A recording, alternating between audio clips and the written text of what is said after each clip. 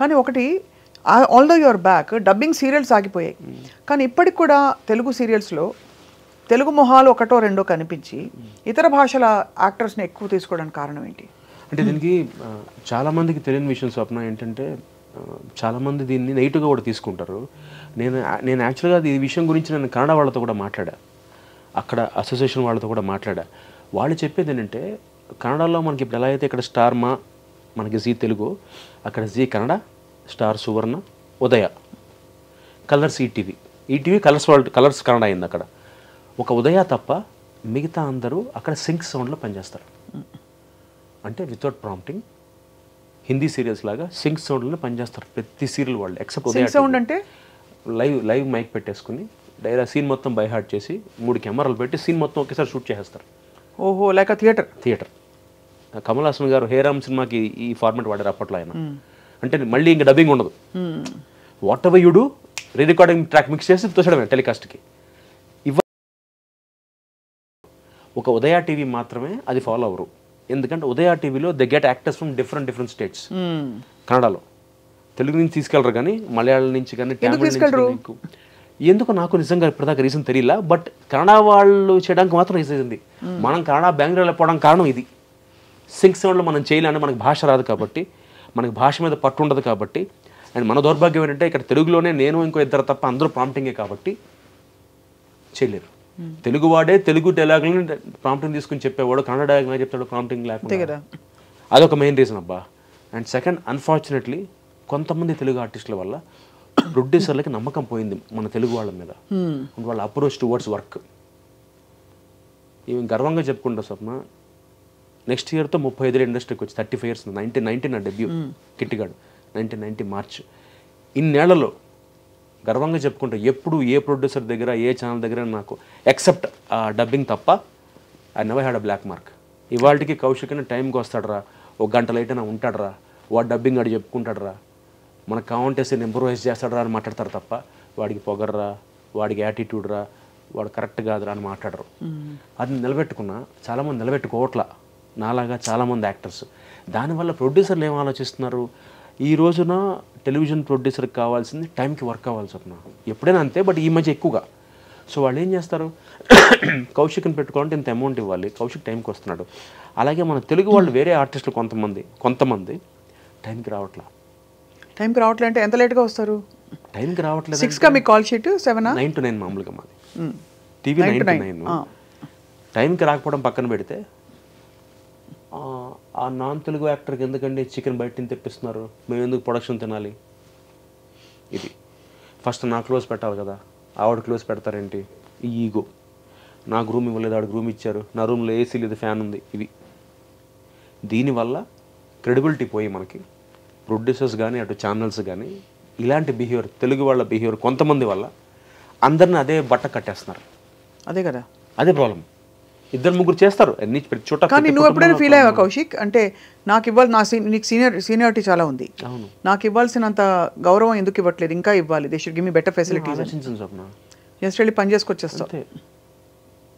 ఒక్కొక్కసారి నాకు క్యారవాన్ ఉండదు, రూమ్ ఇస్తారు, 4 ఉంటారు దాంట్లో, నేను బయట కూర్చుంటా, అందరితో మాట్లాడతా, డ్రెస్ మార్చుకోవడానికి రూమ్ లాక్ చేసుకుని డ్రెస్ వేసుకుని బయటకు వచ్చి కూర్చుంటా.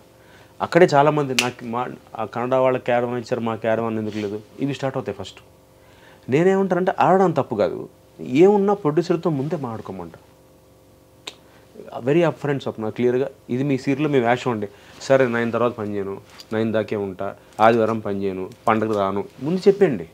ఈ కండిషన్స్కి వాళ్ళు ఓకే అంటేనే పని చేయండి, అంతే కదా. అంతేకాని ఫస్ట్ కమిట్ అయిపోయి వాళ్ళు చెప్పిన పేమెంట్ కమిట్ అయిపోయిన తర్వాత మీరు లొకేషన్కి వచ్చి కన్నడ ఆర్టిస్ట్ మీకన్నా రూపాయి ఎక్కువ, ఆటోమేటిక్గా 2 నెలల పరిచయం అయితే అందరూ క్లోజ్ అవుతారు, వాళ్ళ పేమెంట్ మనకు తెలుస్తాయి. అప్పుడు ప్రొడ్యూసర్ దగ్గరికి వెళ్ళి ఏంటంటే వ్యత్యాసం ఉంటుందా? ఉంటుంది, గ్యారంటీ ఉంటుంది.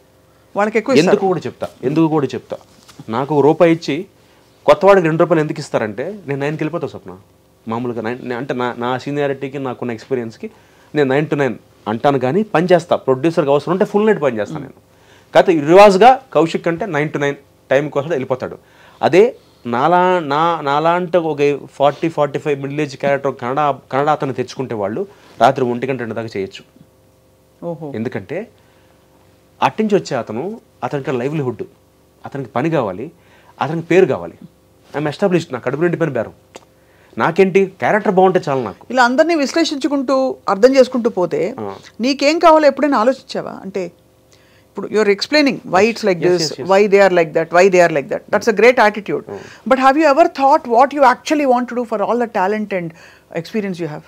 No, I actually, there's a platform for us అండి. Artist association of Telugu television మనకు ఒక అసోసియేషన్ ఉంది. కానీ ఎలక్షన్ జరగట్లేదు కదా? జరగట్లేదు, జరుగుతాయి అంటున్నారు ఇప్పుడు. అంటే నా ప్రాబ్లం ఏంటంటే రీజన్ చెప్తే నేను మాట్లాడేవాడిని కాదండి. ఇవాళకి చెప్తున్నాను, టాపిక్ స్టార్ట్ అయింది కాబట్టి చెప్తున్నాను. గర్వంగా చెప్పుకుంటా, కంపేర్ టు మా artist association of Telugu television AATT 1000 రెట్లు వీఆర్ ఈక్వల్, వీఆర్ యునైటెడ్. మేము కలిసి ఉన్నాం 1000 రెట్లు. గంటపదంగా చెప్పగలను. అంటే మనం చూస్తున్నాం కాబట్టి. అవునవును. నేను లాస్ట్ టైం ప్రకాష్ రాజ్ గారి ప్యానల్లో ఈసీగా గెలిచి రాజీనామా చేశాను కాబట్టి నేను చూశాను మాలో ఎలా జరుగుతుందో. అండ్ ఇంకొక ఐరన్ ఏంటంటే నాకు మాలో ఓట్లు వచ్చిన వాళ్ళలో సగం మంది టీవీ వాళ్ళే వేశారు. ఎక్కువ మంది నాకు టీవీ వాళ్ళ ఓట్ల వల్ల నేను గెలిచాను మాలో ఈసీ మెంబర్గా. అక్కడ చూసిన రాజకీయాలు నాకు బుర్ర పడిపోయింది. నాకు రాజకీయాలకి అంత లేదు మా దగ్గర. కాకపోతే నాకు అర్థం కాని రీజన్ అంటే ఎందుకు పెట్టట్లేదో నిజంగా నాకు తెలియట్లా. 2019 ఎలక్షన్స్ పెట్టారు, ప్రెసిడెంట్గా పోటీ చేసి 39 ఓట్లతో ఓడిపోయాను నేను. మళ్ళీ 2021లో పెట్టాలి న్యాయంగా, రూల్ ప్రకారం, బైలా ప్రకారం. 2024 పెట్టట్లేదు. ఎందుకు పెట్టట్లేదు తెలియదు, పెడతాం అంటున్నారు. దీనివల్ల ఏమైపోతుందంటే స్వప్న, నేనేమంటానంటే ఇప్పుడు నాకు నిజంగా వినోద్ బాలా గారి మీద కోపం లేదు. ఆయన ఫ్రెండ్ నాకు, ఎందుకంటే హీ హాజ్ డన్ లాట్. ఇవాళ మేము తెలుగు AATT ఈ మాత్రం ఒక 3 బెడ్రూమ్ ఫ్లాట్ మణికొండలో కొనుక్కుని ఒక ఆఫీస్ స్పేస్ ఉందంటే దానికి కారణం వినోద్ బాలా గారి టీమే. వాళ్ళే ఇవాళకి మాకు ఒక 30 lakhs 40 lakhs సప్లస్ ఉంది మాకు అకౌంట్లో, అసోసియేషన్లో. ఒక అది కూడా అప్పట్లో మేము క్రికెట్ మ్యాచ్లు ఆడి అప్పట్లో క్రియేట్ చేసిన మెంబర్షిప్లు తీసుకొని ఇలా క్రియేట్ చేసినంత ఆ టీం ఆ కమిటీ చేసింది. ఇదంతా క్రెడిట్ అంతా వాళ్ళకే దక్కుతుంది. నేనేమన్నానంటే బాలా గారితో, నాకేదో ఒక ఇంట్రెస్ట్ ఉందండి, నాకు ఒక అప్రోచ్ ఉంది, నాకు ఒక అవకాశం ఇవ్వండి. మీరు ఇన్నేళ్ళు ప్రెసిడెంట్గా చేశారు, 25 ఏళ్ళు చేశారు, ఇప్పుడు నేను ట్రై చేస్తా. ఇప్పుడు నాకు ఇది కొత్త కదా, నాకేదో కొత్త పెచ్చాడు పొద్దురాడని నాకు పెచ్చ ఉంది, నేను చేస్తా. నువ్వేం చేస్తావు అన్నాడు. నేను ఛానల్స్తో మాట్లాడతా, నేను వాళ్ళతో కూర్చుంటా, ప్రొడ్యూసర్లతో కూర్చుంటా, వాళ్ళతో మాట్లాడతా. సార్ మనం పని చేద్దామండి, సీరియల్కి 3 వాళ్ళని పెట్టుకోండి, 7 మనం వాళ్ళని పెట్టుకోండి తెలుగు వాళ్ళు. ఇప్పుడు రివర్స్ వెళ్తుంది రేషియో, 7 వాళ్ళు 3 మన వాళ్ళు. అది మారుద్దాం. ఫస్ట్ ప్రొడ్యూసర్లతో కూర్చుంటా, ఎందుకంటే నేను మళ్ళీ చెప్తున్నా, ప్రొడ్యూసర్ బాగుంటే ఆర్టిస్ట్ బాగుంటే నమ్ముతా ఫస్ట్ నేను. ఇవన్నీ చెప్పా. సరే అయితే పోటీ చేయంటారు. నేనంటే పోటీ ఎందుకండి, మన డబ్బులు మనమే ఖర్చు పెట్టాలి, విధానమస్గా ఇవ్వండి, నాకు 2 ఏళ్ళు ఇవ్వండి, ఒక టర్మ్ ఇవ్వండి, ఒక ఛార్జ్ ఇవ్వండి 2 years. అంటే నేనేదో గెలవాలి elections, general election, SM elections అనట్లేదు. నేను విధానమస్గా ఇచ్చేయండి, మీ వాళ్ళు ఎవరు పోటీకి రావద్దు. అర్హతలు నీకున్నాయి.